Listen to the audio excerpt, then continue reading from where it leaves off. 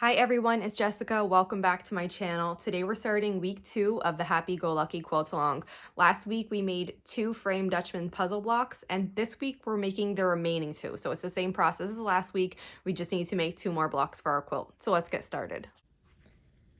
I'm working on my next 2 frame Dutchman puzzle blocks for the Happy Go Lucky So Long.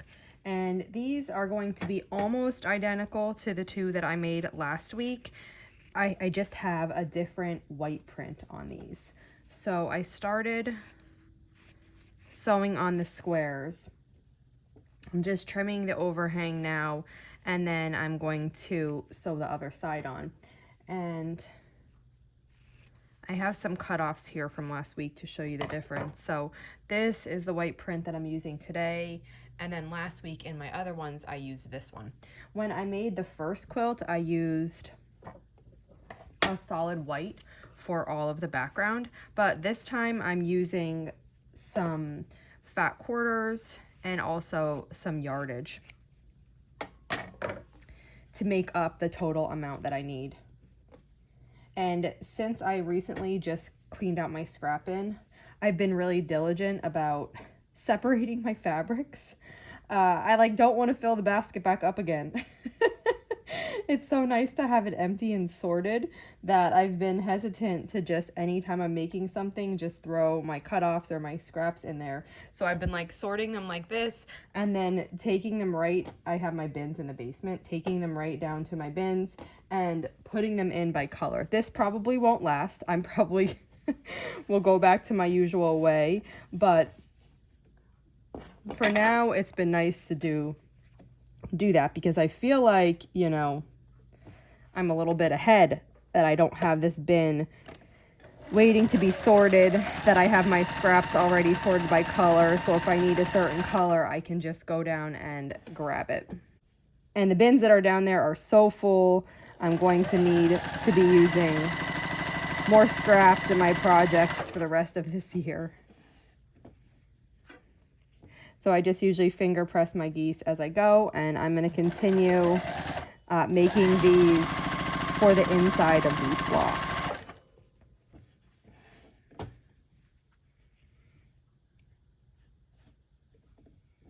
And the other thing that's different about my 2 blocks from this week is the red print. So the white print and the red print. The yellow print I kept the same.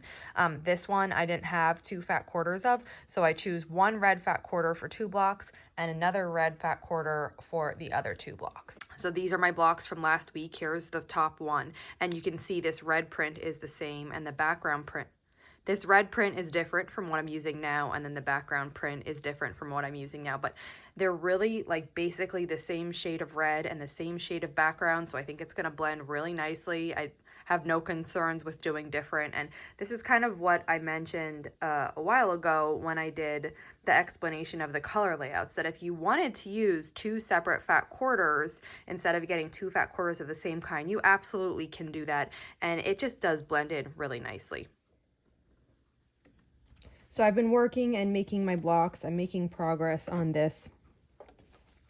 I basically have all the units made, and I just need to assemble them together after I make the top and the bottom of the block. Now, one thing else that as I was making these, I realized is in this block, the frame Dutchman puzzle, where I'm using this dark blue here. In the original quilt, it was called green, and that was the one you needed 3 fat quarters of because you can't get everything you need out of 2 fat quarters. And I only have 2 fat quarters of this print. So what I did was I subbed in another blue from this collection, and it's this one. And so what's going to happen when I put this together is it's going to have one side be this, and if I just put this here, you'll get a better idea. And one side will have this. And I think it's still going to look really nice, even though those are different. And I think, a change like that kind of adds charm to a quilt. So I know that fabric requirements tend to be, black and white, right? How I said this one calls for 3 fat quarters of this one color.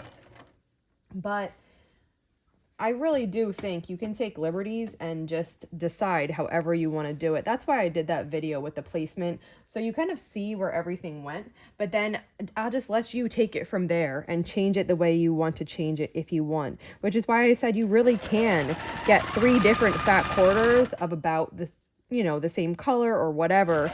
And they do blend really nicely.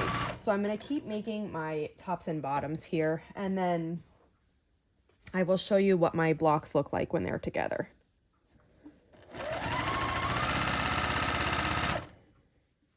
So here's the first block that I have for this week. This one uses all the same color blue all the way around. And then here is my second block for this week. And this one is the one that I didn't have enough, so I substituted this print in. But you can see it still has the same feel. It's still the same flow. So I like how it looks. I only have one block like this. I could have made more. I could have substituted one of these in all of them, but I don't really think it needs to match. And I think these little changes kind of give a quilt personality and individuality. So these are my 2 blocks from this week. And these are my 2 blocks from last week. Now, these blocks are largely the same, again, except this background. And I chose to use 2 backgrounds in these blocks. I didn't mention that before, but this outer triangle has a different background than this inner, simply because I didn't have enough of this to cut. I'm working kind of from whatever fat quarters I have left over from this bundle, so they'll be mixed and matched throughout. And then these are my 2 blocks from last week. They have a different background, like I said, than this one, and a different red in the center.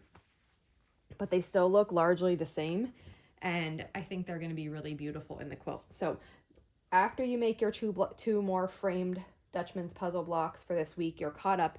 We have 4 total. Next week, we're going to be starting on a new block. If you have time this week, you could cut that block out if you didn't cut your whole quilt out. I did not cut my whole quilt out before we started, so I'm going to just be picking out the colors and deciding on their placement. I have the fabric that I'm going to use, but I just need to decide where it's going to go. So I'm going to do that this week. And then next week, when we start the 3rd week, we'll start making the actual framed star blocks. So that's it for today. Here are my 2 blocks. Here's the first one, and then the second one. They largely look exactly the same. If you have any questions on this video, just let me know. And if not, I'll see you back here soon. Thanks for following along.